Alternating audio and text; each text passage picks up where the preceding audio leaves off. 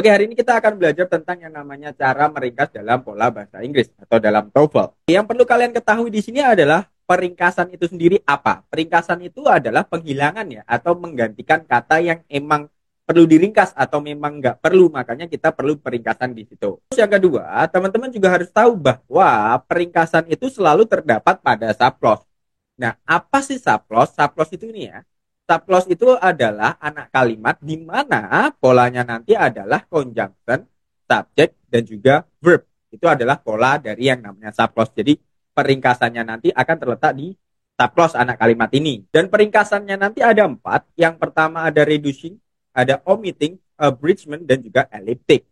Kita bahas yang peringkasan yang pertama, yaitu adalah reducing. Reducing itu adalah penghilangan conjunction dan juga subject. Jadi conjunction subjectnya nanti hilang. Dan kata kerjanya nanti akan diganti dengan verb ing, bisa, verb 3 bisa, to infinitive bisa. Tergantung dari jenis klausanya. Karena klausa itu kan ada 3 ya, ada AVC, AC, dan juga NC. Mereka memiliki peringkasannya masing-masing dan aturannya masing-masing. Jadi tergantung dari klausanya masing-masing. Aku pakai contoh klausa AC ya di sini, atau adjective clause. The girl who lost me is beautiful. Ini peringkasan AC yang RPS atau relative pronoun as subject, peringkasannya itu adalah reducing. Jadi nanti conjunctionnya hilang, gitu ya. Dan ternyata subjeknya kan sudah nggak ada nih, ya berarti sudah hilang sekalian gitu kan ya. Jadi subjeknya udah nggak ada. Nah, loves-nya ini, maka kamu harus menggantinya dengan verbing karena aturan dari yang namanya AC yang RPS ketika diringkas reducing itu maka kata kerjanya harus dirubah menjadi verbing ketika aktif dan verb 3 ketika pasif. Makanya jadinya the girl loving me is beautiful. Nah, jadinya gini guys. Makanya di dalam TOEFL kalian pasti sering denger ya, kayak verbing itu bisa jadi adjektif. Nah, itu adalah hasil peringkasan dari yang namanya adjective clause. Terus yang kedua, omitting. Omitting nanti itu adalah penghilangan yang namanya conjunction. Di mana subjek dan verbnya nanti ya udah biarin aja, nggak ada perubahan sama sekali. Beda sama reducing ya. Kalau reducing verbnya harus digonta-ganti gitu ya, bisa verbing, verb 3 dan lain-lain gitu. Tapi kalau omitting, ya udah dihilangin aja conjunctionnya gitu. Contoh di sini ada the girl whom I love is beautiful. Ini adalah contoh dari adjective clause yang relative pronoun as object. Hilangkan aja conjunctionnya.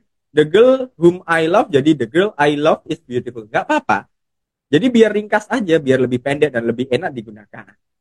Terus selanjutnya ada namanya abridgment. Ketika yang namanya abridgment itu adalah pola peringkasan di mana dia nanti adalah penghilangan yang namanya subjek. Jadi subjeknya hilang. Abridgment hampir mirip seperti reducing, di mana ketika subjeknya hilang, verbnya nanti harus dirubah menjadi verb ing, verb 3, ataupun to infinitive, tergantung dari klausa yang akan digunakan. Di sini contohnya ada adverbial clause ya. Budi studies while he listens to music. Ini kalau kamu ringkas, ini boleh teman-teman semuanya. Karena memenuhi syarat.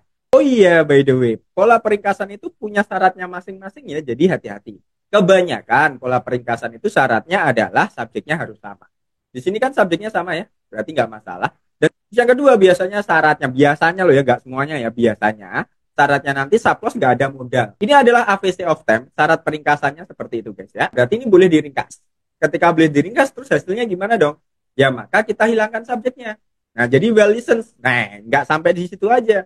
Listennya ini harus kamu ganti dengan verbing ataupun verb 3 ataupun to infinitive kan gitu toh. Yang mana kira-kira aturan AVC of time nanti kata kerjanya harus dirubah menjadi yang namanya verb ing gitu ya. Jadinya adalah listening. Jadinya adalah Budi studies while listening to music. Terus peringkasan yang terakhir itu adalah elliptic. Apa sih elliptic? Elliptic itu adalah penghilangan kata yang sama. Jadi ketika ada yang sama itu dihilangkan aja. Loh kenapa? Ya biar menghemat kata gitu. Contohnya seperti ini. Via it's the bread as readily as Fitri eats. Ini kan ada kata yang sama ya. Itu adalah it's sama it's. Ini kamu ganti boleh guys. Ganti dengan apa? Auxiliary boleh.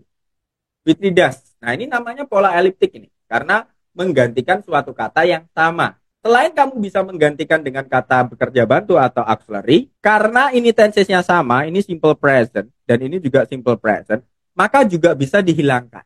Ya. Jadi boleh, yang penting tensesnya sama. Via it's the bread as greedily as Fitri doang, boleh. Nah itu pola ini terjadi pada comparison greedy. Nah sekarang coba kita latihan pada soal TOEFL. Oke, kita coba untuk mengerjakan soal nomor 10 ini. Kalau kamu lihat di sini sudah ada kata kerja, gitu ya. Nah, berarti kita nggak butuh kata kerja lagi, itu yang pertama. Atau kalau kamu pengen menambahkan kata kerja, pastikan dia punya conjunction ya. Jadi ada dua hal. Bisa kita nggak butuh kata kerja, atau kita butuh kata kerja lagi, tapi harus ada conjunctionnya. Kalau kamu menjawab yang alpha is produced, ini ya, ini jelas salah ya. Kenapa? Karena nanti is produced menjadi kata kerja dan tidak terdapat conjunction dalam soal, maka otomatis alpha salah. Kalau jawab Bravo, ada kemungkinan benar karena producing itu adalah verb ing, dan verb ing tanpa to be itu bukan kata kerja, berarti ada kemungkinan benar. Sunny juga sama, ada kemungkinan benar, berarti nanti that jadi conjunction dan produces menjadi verb. Dan delta ini juga kemungkinan benar, karena ada produce itu adalah verb 3 tanpa have dan juga to be, berarti dia bukan kata kerja. Ingat, kita mencari kalau nggak bukan kata kerja, ya kita bisa mencari kata kerja yang penting ada conjunctionnya gitu ya. Nah, antara yang mana nih? Jawabannya adalah yang delta. Kenapa? Karena gini guys, nomor soal ini sebenarnya dia adalah hasil pola peringkasan guys. Kenapa? Karena kalau kamu maknai rubber yang diproduksi dari kan gitu, maka kita pakai relatif pronoun. Jadinya adalah which is produced. Ini adalah asal mula dari kalimat ini gitu, di mana which-nya itu menjadi yang namanya conjunction, is produced menjadi verb. Boleh kan? Gak double verb kan? Karena ada conjunction. Seharusnya seperti ini. Dia mengalami yang namanya pola peringkasan, yaitu adalah reducing. Karena ini adalah pola adjective clause yang RPS seperti yang tadi. Which-nya hilang, verb-nya ini maka dirubah menjadi verbing, jadinya adalah being. Nah, ketika kamu menemukan pola peringkasan yang hasilnya being, being dihilangkan juga.